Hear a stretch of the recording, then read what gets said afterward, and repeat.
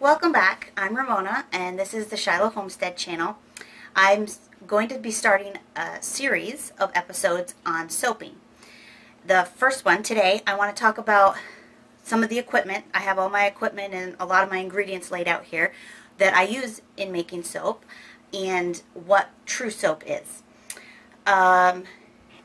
So traditionally, soap is made using lard, and I still use lard in my soap today as one of the fats and oils. But traditionally it was lard and lye, and they would make the lye by dropping water, having water drop through hardwood ashes, and then the liquid they collected from that was lye water, and they used that to make soap. That would make kind of a soft, slimy-ish bar of soap that a lot of times did not smell real great, but it worked, and it's what they had and they could use, so that's what traditionally, like in colonial times, they would make. My kids and I just finished reading and doing a unit study on Little House in the Big Woods, and in it, Ma made soap, lye soap. And so when you go to the store, you buy soap, or what you think is soap, and it's not really soap. It's technically considered a detergent. And a detergent is, let me see, I wrote it down. Let me see, okay. So a detergent means they contain petroleum distillates rather than fats and oils. So in a real soap, you have your fat and oil, and then you have your lye. And when the two are put together, there's a chemical process called saponification. And in soap making, there's actually two alkaline substances that you can use to make soap. There's either the sodium hydroxide, which is called lye, or there's potassium hydroxide, and that's usually used when you make a liquid soap.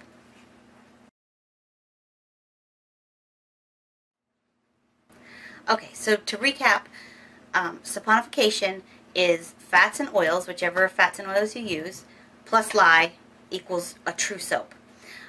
Soap is, there's two alkaline substances, like I said, and in a hard bar soap we're using sodium hydroxide. There is another term in soaping that some people get confused on, and I just recently have it figured out, but it's called superfat.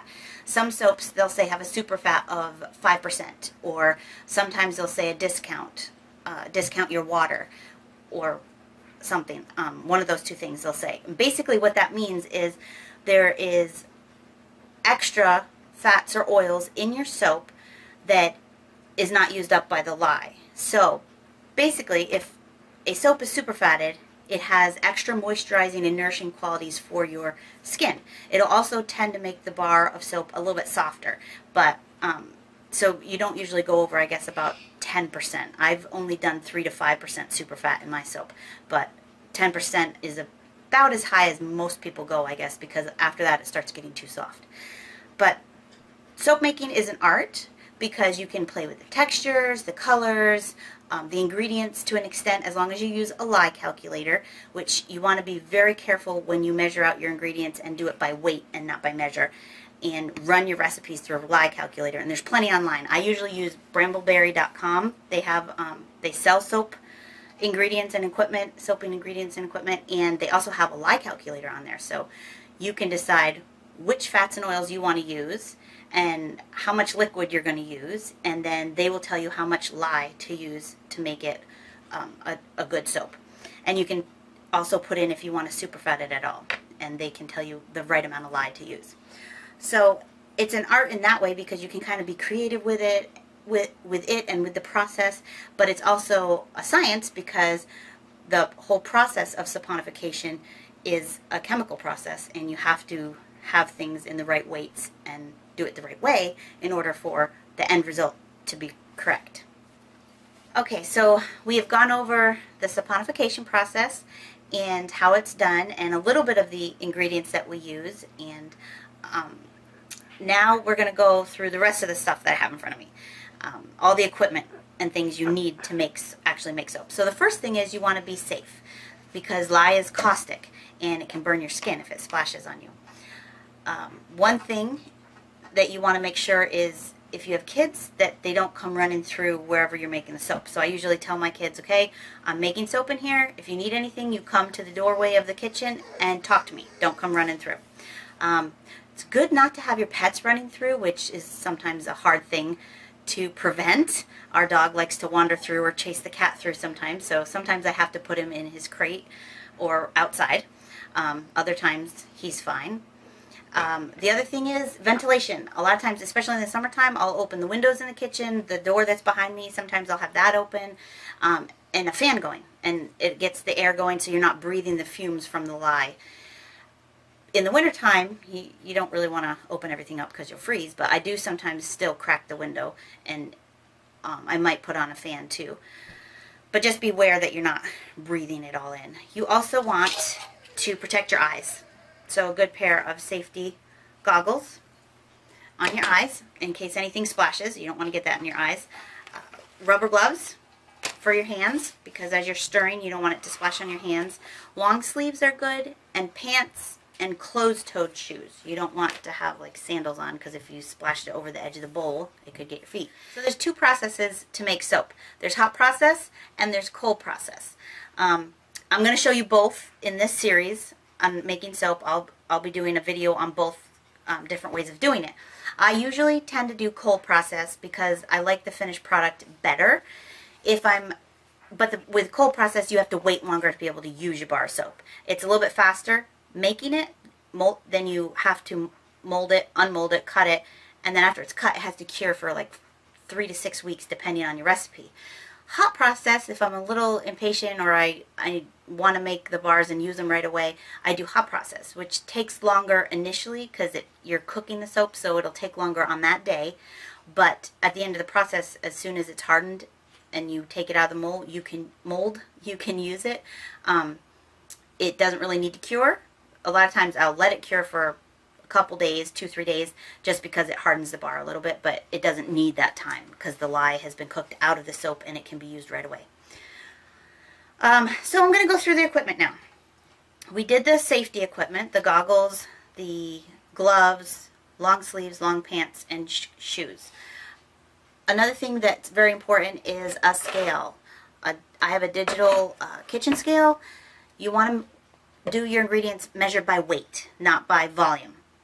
So that's very important. I have a bunch of different measuring cups. I use these usually to put a little oil in and put colorants in and mix it up before I add it to the soaps.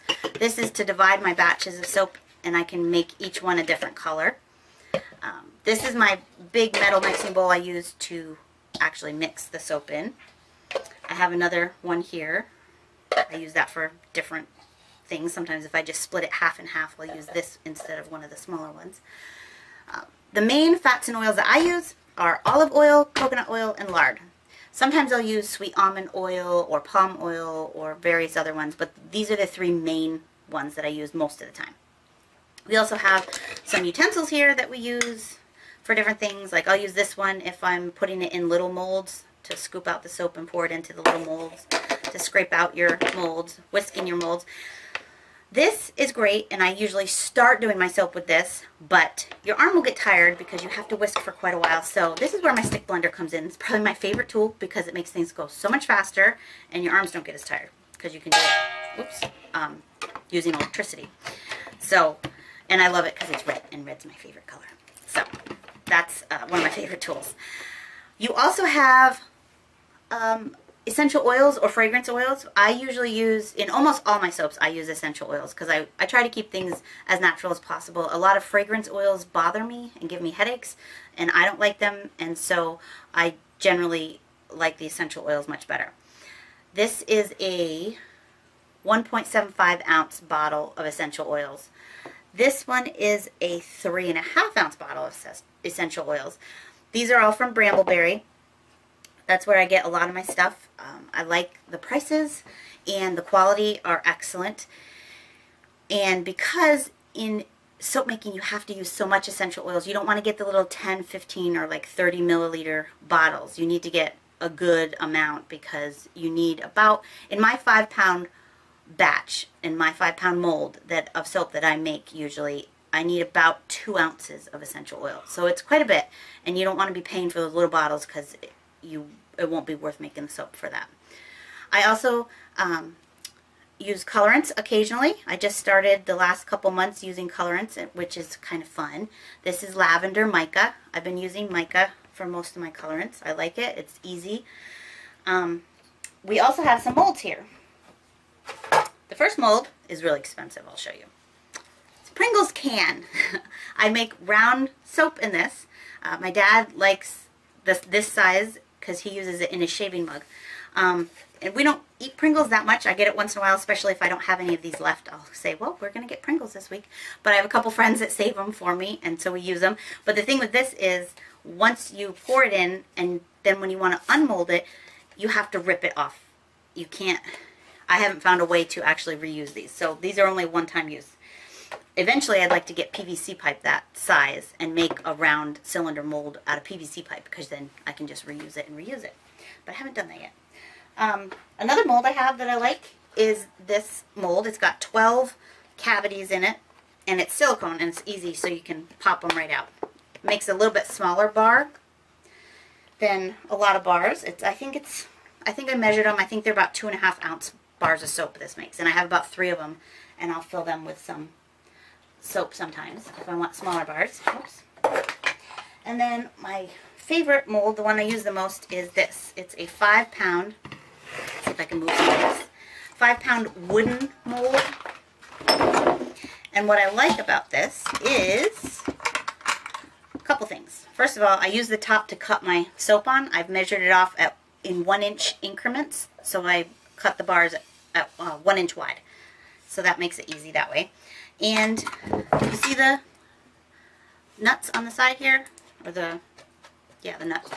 You can take these off. Whoops, I just knocked my other mold over. You take them off both sides, and then the side pops off. So it's really easy to get your soap out, especially when you line it with freezer paper. I always line my mold with freezer paper. Just that, have the shiny side up, and then you line it, and it keeps your mold cleaner, and it also makes it easier to take your soap out. So that's that mold. And then I have one other mold I'm going to show you. I don't like it, but I'm going to show it to you. I've only used it a few times, and then I decided it's not worth it. It's not even put together right now. This is a mold I got at Michael's. And I'll show you why I don't like it. I don't even know if I'll be able to get it together, but the bottom has kind of warped a little bit, but you're supposed to put the bottom in here. So it's a hard plastic, and it comes all apart, which makes it easy to clean, but it's a pain in the neck. See, I just popped it out. It's a pain in the neck to put it together, and it's not a very big mold either, so I didn't find it very useful to make soap in it because it's so small and such a pain. Okay, so I got the sides on anyway, so that gives you an idea. Then you have the ends that you put in, and then you have the, okay, I just popped it over. Anyway, so you put the ends in, and then your nuts and bolts go right through here, and you can tighten it up, and it'll be nice and sturdy. And it doesn't leak or anything, but it's just too much of a pain to use, so I don't use it. But basically, that's all the equipment, the ingredients you need, and that's what I do. And next video, I'll show you cold process soap making. Have a good day, and God bless.